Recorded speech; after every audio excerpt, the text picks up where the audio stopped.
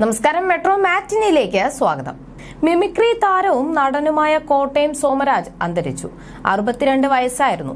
Kottayam medical കോളേജിൽ ചികിത്സയിലിരിക്കെയാണ് മരണം. ഉദരസംബന്ധമായ അസുഖത്തെ തുടർന്ന് ചികിത്സയിലായിരുന്നു അദ്ദേഹം.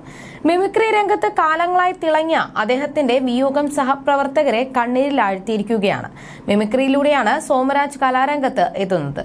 ഫാൻഡം, ബാംബു ബോയ്സ്, ഇലകൾ, പച്ചപ്പൂക്കൾ, മഞ്ഞ, ചാക്കോ രണ്ടാമൻ, ആനന്ദ ഭൈരവി, അണ്ണൻ തമ്പി, കിങ് ലയർ, കണ്ണകി തുടങ്ങി 100ഓളം സിനിമകളിൽ അദ്ദേഹം അഭിനയിച്ചിട്ടുണ്ട്. സംസ്കാരം നാളെ കഞ്ഞിക്കുഴിയിലെ ശ്മശാനത്തിൽ നടക്കും.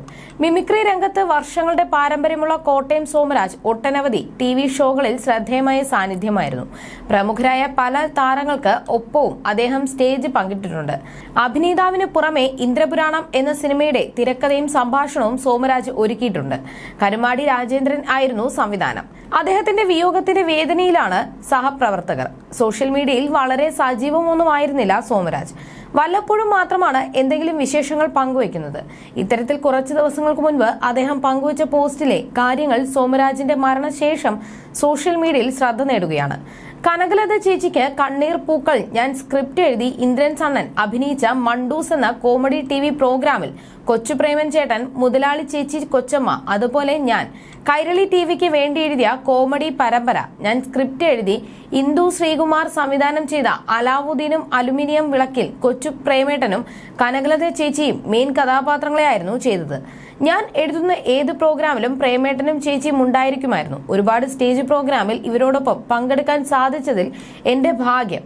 രണ്ടുപേരും നമ്മെ വിട്ട് പിരിഞ്ഞു. കനകലത ചേച്ചിക്ക് ആദരാഞ്ജലികൾ അർപ്പിക്കുന്നു എന്നാണ് അദ്ദേഹം വേദനയോടെ കുറിച്ചത്. ഇത് കഴിഞ്ഞ് 2 ആഴ്ചകൾക്ക് ശേഷമാണ് അദ്ദേഹത്തിന്റെയും വിയോഗ വാർത്ത പുറത്തെത്തുന്നത്. രോഗാവസ്ഥയിലും തന്റെ പ്രിയപ്പെട്ട സഹപ്രവർത്തകയുടെ വേർപാടിൽ ഏതാനും വാക്കുകൾ അദ്ദേഹം കുറിക്കുകയായിരുന്നു. കോട്ടയം സോമരാജ് നിത്യ സംഭാഷണത്തിലും നർമ്മം കലർത്തിയാണ് സുഹൃത്തുക്കളോട് പോലും സംസാരിച്ചിരുന്നത്. കാഥികൻ VD രാജപ്പന് ശേഷം ഹാസ്യരംഗത്ത് ശ്രദ്ധേയമായ മേൽവിലാസമുണ്ടാക്കിയ ആളാണ് കോട്ടയം സോമരാജ്. VD രാജപ്പൻ നായ്ക്കളെയും തവളകളെയും കഥാപാത്രങ്ങളാക്കി കഥകൾ അവതരിപ്പിച്ചപ്പോൾ സോമരാജ് ആടിനെ പ്രധാന കഥാപാത്രമാക്കി അവതരിപ്പിച്ച കഥാപ്രസംഗം ഏറെ ശ്രദ്ധ നേടി. ദേ മാവേലിക്കൊമ്പത്ത് എന്ന കാസറ്റ് പുറത്തിറങ്ങിയതോടെ പതിറ്റാണ്ടുകൾക്ക് മുൻപ് തന്നെ മലയാളികളുടെ ചിരിയുടെ ലോകത്ത് ഏറെ ശ്രദ്ധേയനായി. നാദൃശ്യയുടെ ചുമതലയിൽ പുറത്തിറങ്ങിയ കാസറ്റിൽ തമാശകളുടെ സ്ക്രിപ്റ്റ് എഴുതിയത് സോമരാജാണ്.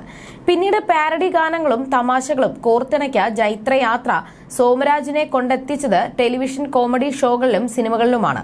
ജീവിതത്തെയും തൊഴിലിനെയും നർമ്മത്തിന്റെ നൂലിഴകളിൽ കോർത്തിണക്കി നടക്കാനായിരുന്നു സോമരാജ് ആഗ്രഹിച്ചിരുന്നതെന്ന് തോമസ് തോപ്പിൽക്കുടി ഓർമ്മിപ്പിച്ചു. മെഡിക്കൽ കോളേജ് ആശുപത്രിയിൽ അസുഖബാധിതനായി കിടന്നിരുന്ന ദിവസങ്ങളിൽ പോലും സുഹൃത്തുക്കളോട് തമാശയോടെയാണ് കാര്യങ്ങൾ വിശദീകരിച്ചിരുന്നതെന്നും സുഹൃത്തുക്കൾ ഓർമ്മിക്കുന്നു. You're watching me and you're watching me on metromatney.com. on metromatney.com. metromatney.com. Subscribe for more videos. Subscribe for more videos. Subscribe here for more videos. Subscribe now. Thank you.